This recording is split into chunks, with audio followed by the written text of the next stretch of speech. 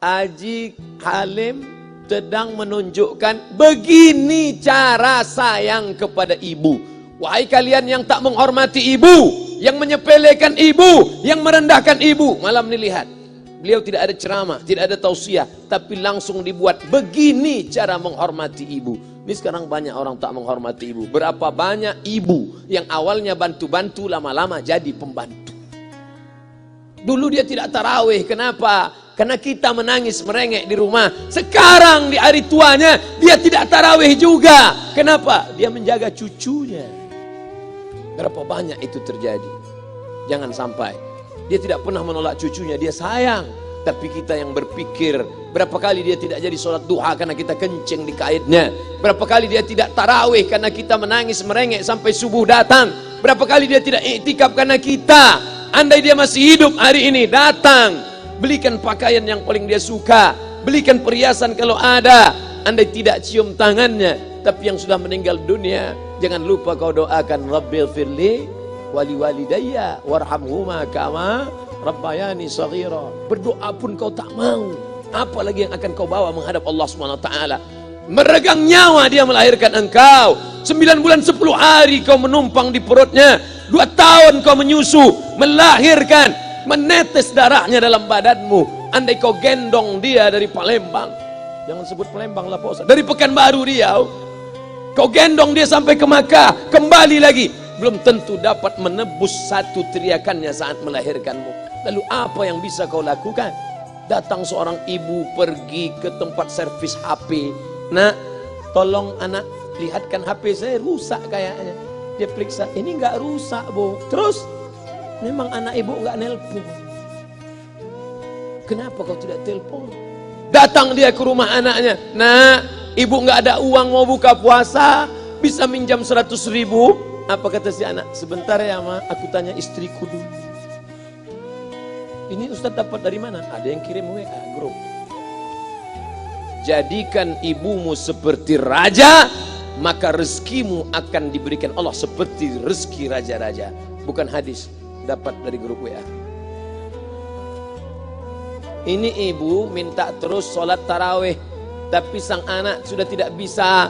Aku mau hentikan saja sholat tarawih ini, karena mau buat tenda ini tidak bisa. Tiangnya bambu, sudah bocor. Kita stop saja sholat tarawih bersama ini. Apa kata si ibu? Buatlah sholat tarawih terus, nanti Allah akan berikan engkau gedung yang besar. Dengan gedung besar itu kau akan tetap sholat tarawih. Mana gedung besar itu? Inilah dia gedung besar. Langsung dikabulkan Allah Subhanahu wa taala. Karena setelah Allah langsung orang tua. Wa qadara rabbuka alla ta'budu illa iyyah. Allah sudah wajibkan engkau menyembah Allah. Setelah Allah, wa bil walidaini ihsana. Kedua orang tua. Jangan kau lawan ibumu. Kayak anak-anakku, jangan kau lawan ibumu. Karena kau lawan ibumu, kau tak pernah mencium kebahagiaan. Walaupun hartamu banyak, kau akan berenang dalam air mata penderitaan sampai kematian datang. Ada pezina hidup di dunia senang, ada pecandu narkoba hidup di dunia senang, tapi orang yang durhaka tetap dapat dosanya dibalas Allah di akhirat. Di dunia juga dapat. Ustaz, kalau di akhirat dapat, di dunia dapat, untuk apa lagi di dunia? Yang di dunia itu DP-nya. Nanti di akhirat akan kau dapatkan cashnya.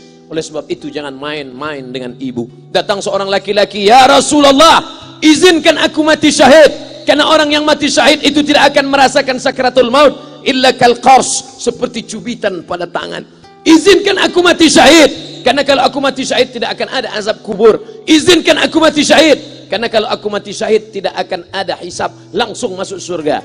Nabi bertanya, alaka min ummin, ibumu masih hidup? Ibumu ada di rumah? Ya. Ilzam rijlaiha fathammal jannah, urus tapak kakinya, akan kau dapati surga di sana.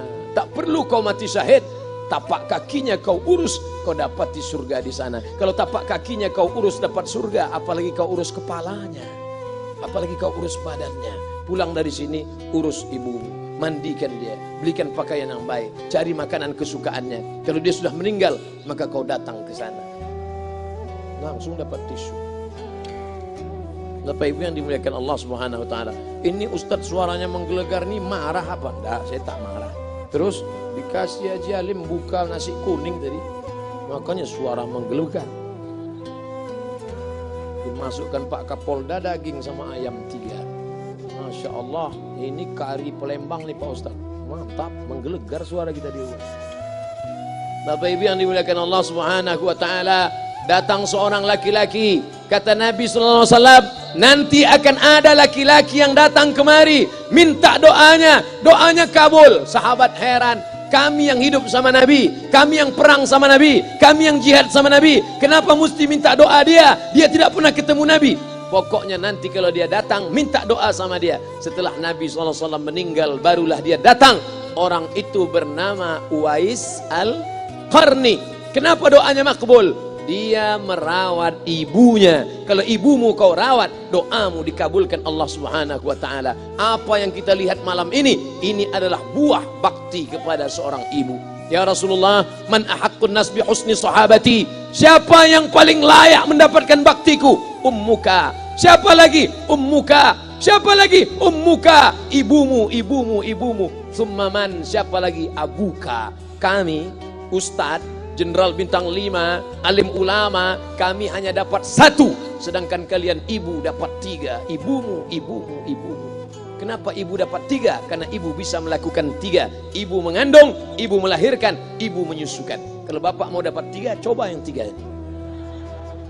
Pulang dari sini, pergi ke tempat jual kelapa muda, beli 1. Jangan dibelah, ikat di perut 9 bulan 10 hari. Kalau mau merasakan melahirkan, pulang dari sini, pergi ke tempat jual mangga. Telan bulat-bulat, keluarkan bulat-bulat. Emang enak jadi perempuan. Mereka luar biasa. Tanya ibumu, berapa kali dia meninggalkan puasa Ramadan?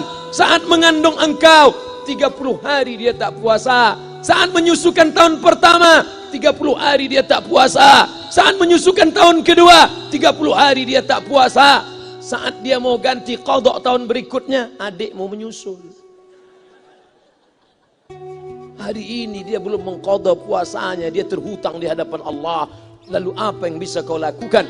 Malam ini betul-betul disadarkan. Alhamdulillah, ibu saya masih hidup, umurnya 70 tahun. Saya akan pulang dari kajian malam ini. Nampaknya malam ini saya yang ceramah, saya yang tausiah. Tapi saya mengambil pelajaran. Pulang dari sini saya akan lebih sayang pada emak saya. Saya lebih cinta kepada ibu saya. Saya malu, saya hanya pandai berceramah, berkata, tapi orang sudah mengamalkannya langsung. Haji Alim membelikan gelang ibunya 2 kali sampai 4 kali setahun. Gelang cincin. Sudah dibelikan 2 bulan, hilang. Kemana? Ada orang susah tadi aku kasih. Ternyata itu yang membuat rezeki melimpah ruah. Maka rezeki buah yang sudah matang harus kita joloknya dengan apa? Dengan berbakti kepada ibu. Bapak Ibu yang dimuliakan Allah, saudara-saudaraku yang dimuliakan Allah Subhanahu wa taala. Ibu ini luar biasa. Sampai-sampai ibu, Ustaz jangan nunjuk pakai tangan kiri lah. Oke, pakai kanan. Ibu, andai ngomong ibu salah, tetap dikabulkan Allah Subhanahu wa taala. Ada seorang ibu memanggil anaknya, "Ya Juraij, wahai Juraij." Anaknya sedang beribadah. Ibadah pada Allah atau nyambut ucapan ibu? Allah lebih mulia, dia diam. "Ya Juraij." Dia tetap diam. "Ya Juraij." Dia tetap diam. Dia tidak jawab seruan ibunya. Sampai akhirnya ibunya berkata, apa kata ibunya? "Allahumma la tumitshu hatta turihi wujuhal mumisat." Jangan matikan Juraij sebelum matanya melihat wanita, maaf, tunasusila. Jangan matikan Juraij sebelum matanya melihat wanita tunasusila, WTS PSK, orang nakal, orang jahat. Tidak mungkin ahli ibadah matanya melihat orang jahat. Tapi takdir berkata lain. Tak lama setelah ucapan sang ibu, ada seorang WTS PSK hamil, tidak diketahui suaminya, ditangkap, ditanya, "Siapa yang menghamilimu?" Apa kata si perempuan? "Yang menghamiliku adalah Juraij." Sampai Juraij ketika difitnah, perempuan wanita susila itu ditanya, "Siapa yang menghamilimu?" Ternyata dia berkata, "Juraij." Akhirnya mereka menangkap Juraij. "Juraij, ternyata engkau selama ini pura-pura saja menjadi pelaku ibadah. Engkau ternyata sudah menghamili perempuan ini." Mereka menghancurkan tempat ibadah Juraij. Tapi kemudian Juraij sabar. Dia katakan, "Nanti tunggu anak itu lahir, kalian baru tahu." Setelah tak lama anak itu pun lahir. Dan mereka bertanya, Mereka bertanya kepada anak kecil yang belum bisa bicara, "Ya gulam, wahai anak kecil, man abuka? Who is your father?" Siapa bapakmu? Hai anak kecil, siapa bapakmu? Juraij menusuk pusar anak itu dengan telunjuknya. Dia mau tunjukkan kepada orang ramai bahwa dia tidak salah, dia tidak pezina, dia tidak melakukan perbuatan dosa. Ya gulam, hai anak kecil, man abuka? Siapa bapakmu? Apa kata anak kecil itu? Cowboy. Ko sapi, boy penjaga sapi, pengembala sapi. Bapakku pengembala sapi. Barulah orang Yahudi tahu ternyata ra'il ghanam yang menghamili PSK perempuan jahat tadi adalah penggembala sapi. Lalu kenapa fitnah itu terjadi? Allah mengabulkan doa si ibu sebelum Juraij mati. Matanya pernah melihat wanita tuna susila. Oleh sebab itu ibu jangan sampai kalau marah sama anak memanggil anak dengan kata-kata yang tak baik. Setan, hantu. Kalaupun marah panggil dia, calon wali kota. Sini sebentar. Kalau marah betul, calon gubernur. Sini sebentar. Doa ibu dikabulkan Allah Subhanahu wa taala. Saya setahun setiap bulan Februari ceramah di Kuala Lumpur seminggu. Kuala Lumpur, Selangor, Sarawak, Kuching, kemudian Malaka, Ipoh, Negeri Sembilan. Ketika saya tausiah datang ibu-ibu makcik Malaysia. Assalamualaikum. Waalaikumsalam. Ustaz Somad. Ya. Saya nak jumpa dengan emak Ustaz. Loh, ngapa jumpa emak saya? Jumpa saya lah. Ustaz pasti dididik oleh seorang ibu. Saya ingin jumpa ibu Ustaz.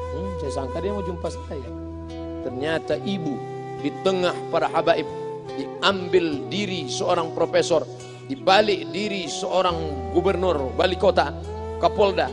Di dalam diri mereka ini adalah orang-orang luar biasa, tapi dilahirkan oleh perempuan-perempuan yang super luar biasa. Betul?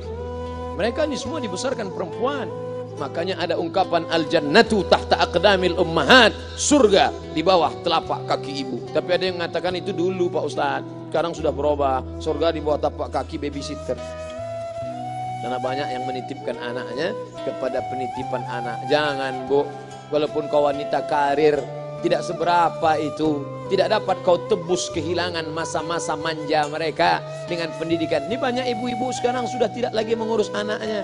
Padahal 6 tahun pertama, the golden age, usia emas, ibu harus ikat hubungan emosional dengan anak. 2 tahun pertama, susukan.